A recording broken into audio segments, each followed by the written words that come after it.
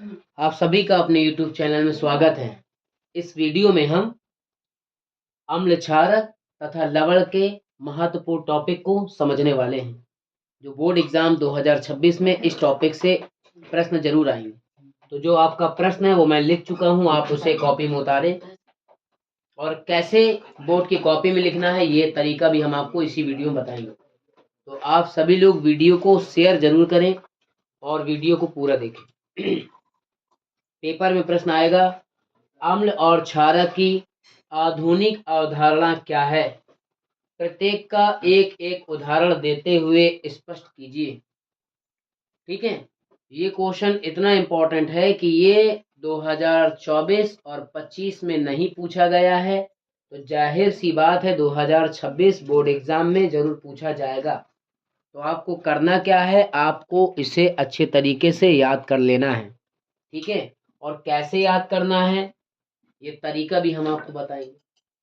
याद करने का सही तरीका ये है कि आप पहले उसे अच्छे से पढ़ें, फिर उसके बाद कॉपी में बिना देखे लिखें, फिर उसके बाद देखें, फिर पढ़ें, पढ़ने के बाद बिन देखे लिखें। जहाँ कोई गलती हो, कमी हो, उसे देख लें कि हमने कहाँ सही लिखा और कहाँ गलत लिखा। और बोर्ड परीक्षा को समय बहुत ही कम है, तो 1 घंटा सुबह और 1 घंटा शाम आप पढ़ना प्रारंभ कर दें ताकि आपका रिजल्ट अच्छा है। ठीक है, तो देखिए प्रश्न का जो उत्तर लिखा जाएगा तो इस प्रकार लिखा जाएगा। पहली हेडिंग डाली जाएगी अम्ल, डाल दी अम्ल। अब डाल दी तो उसमें लिखा जाएगा अम्ल। हेडिंग लिखने के बाद लिखना है अम्ल क्या है। तो मैं आपको बता दूं कि वे पदार्थ, कौन से पदार्थ? वे पदार्थ जो अम्ल, वे पदार्थ हैं जो जलीय विलयन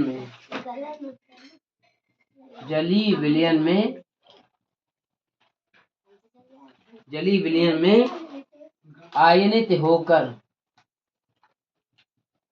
क्या होकर? आयनित होकर। ध्यान से देखिएगा, हाइड्रोजन तथा आयनित होकर यानी घुलकर, हाइड्रोजन आयन कोष्टक में H+, ठीक, तथा हाइड्रोनियम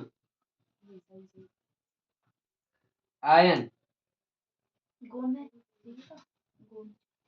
H2O+ देते हैं। ठीक है, समझ आ रहा है? तो अम्ल क्या है समझिए पहले से ध्यान से। वे पदार्थ जो जलीय विलयन में यानी जल में, जलीय विलयन यानी जल में आयनित होकर यानी घुलकर क्या देंगे? H+ आयन देंगे, वो हमारे अम्ल कहलाएंगे। अब इसका आप उदाहरण और एक रिएक्शन दे सकते हैं। फिर आप उदाहरण दे दीजिए।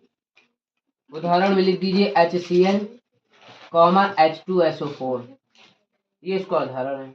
रिएक्शन देना तो दे दो, HCl is given out HCl H++ Cl-। ठीक है, ये इसका सबसे बेहतरीन उदाहरण था जो मैंने आपको दिया। आपको मैं बता दूं कि HCl का जो नाम है वो हाइड्रोक्लोरिक अम्ल है और H2SO4 का जो नाम है वो सल्फ्यूरिक अम्ल है। ये दोनों आपको उदाहरण दे देना है और एक रिएक्शन दे देनी है प्यारी सी। HCl यानी गिवन आउट H+ का होगा और Cl- का होगा। H+ क्यों? क्योंकि इससे थ्योरी में कह रहा था कि H+ आयन देता है, इसलिए H+ आयन होना चाहिए। ठीक है, देखो इधर समझ लो, H+ is given out H+ Cl-, यानी ये अम्ल है और ये क्या है? क्षारक। इसी तरह क्षारक की डिफिनेशन आपको देनी पड़ेगी। इसे अच्छे से उतारो फिर हम आपको दूसरा दिखाएं। ठीक है, समझ में आ गया? सेम क्षारक है बेटा, समझ रहे हो ना? सेम क्षारक है। अब इसी चीज में आपको मैं कन्वर्ट करके क्षारक दिखा रहा हूँ, गौर से देखो। सेम, ये आपने उतार लिया, ठीक है। तो अब देखो यहाँ क्या करना है आपको, यहाँ आपको हमारा तो बोर्ड है तो इसलिए हम बोर्ड में कर दे रहा है, लेकिन आपको कॉपी में क्षारक हेडिंग डालना अगली, और क्षारक डालने के बाद क्षारक ना डाल के क्षार डाल दो। ठीक है, अम्ल क्षार होता है। क्षार डाल दी। अब सेम ऐसे लिखा, वे पदार्थ, क्षार भी अम्ल के जैसा होता है, बस थोड़ा सा अलग होता है। देखिए क्या अलग होता है, वे पदार्थ जो जलीय विलयन में आयनित होकर हाइड्रोजन आयन, हाइड्रोजन आयन को हटा के आप यहाँ लिखेंगे हाइड्रोक्साइड। क्या लिखेंगे, हाइड्रोक्साइड, हाइड्रोक्साइड आयन, यानी यहाँ H प्लस की जगह क्या हो जाएगा, OH माइनस हो जाएगा। क्या हो जाएगा, OH माइनस आयन देते हैं, ये सब हट जाएगा। ठीक है, ये सब हट जाएगा, देते हैं। ठीक है, तो क्या कहलाते हैं, क्षार कहलाते हैं। क्षार क्या है, जो जलीय विलयन में तो घुलेंगे लेकिन OH माइनस आयन देंगे, और उदाहरण में भी बदल जाएगा। जहां HCl है वहां लिख दिया जाएगा HNO3। क्या लिख दिया जाएगा, HNO3। ठीक है, रिएक्शन दे दी जाएगी, रिएक्शन दे दी जाएगी। HNO3 लिख लो, ये आप लिख लो, ये NaOH KOH, क्योंकि OH निकलना जरूरी है, NH4OH आदि। ये इसका उदाहरण बिल्कुल सही। तो NaOH से एक रिएक्शन दे दो, सेम टू सेम अम्ल जैसी। क्या देंगे, Na के ऊपर प्लस और प्लस Cl के ऊपर, वो सॉरी OH के ऊपर माइनस, OH माइनस। ठीक है, अब कोष्टक लगाना ना लगाइए, कोई जरूरत नहीं है, OH माइनस। बात समझ में आई कि नहीं आई। देखिए ये आपका Na जो प्लस है, ये आपका क्या है, ये आपका है अम्ल। क्या है, अम्ल। जो Na प्लस है ये आपका अम्ल है, और जो OH माइनस आयन है ये आपका क्या है, क्षार है। ठीक है, तो आप इसे जल्दी से उतारें। मैं आपको एक बात और क्लियर कर दूं कि जो भी टॉपिक हम आपको पढ़ा रहे हैं, इन सभी टॉपिकों को आपको क्या करना है, बहुत अच्छे से कॉपी में लिखना है और अच्छे तरीके से उसे याद भी करना है, ताकि आपको बोर्ड में प्रश्न का उत्तर लिखने में समस्या ना आए। तो आप सभी लोग वीडियो को लाइक करें और शेयर जरूर करें, ताकि दूसरे की भी हेल्प हो सके। ये चैप्टर इतना इंटरेस्टिंग था, इस चैप्टर से बोर्ड एग्जाम में प्रश्न जरूर पूछा जाता है। इसके बाद इसी चैप्टर के अंतर्गत आते हैं धावन soda, baking soda, plaster of Paris, जो कि हम आपको इसी वीडियो में क्लियर करने वाले हैं।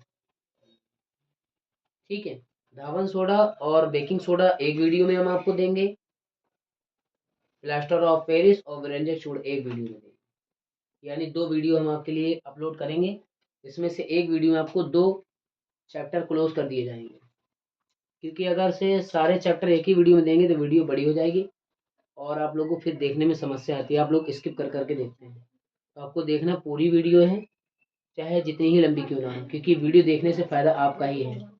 इसलिए इसके बाद जो वीडियो अपलोड करेंगे उसमें धावन सोडा, बेकिंग सोडा दोनों एक साथ ले लेंगे। ठीक है, तो तब तक तैयारी करते रहें, अपना ख्याल रखें, वीडियो को लाइक करें।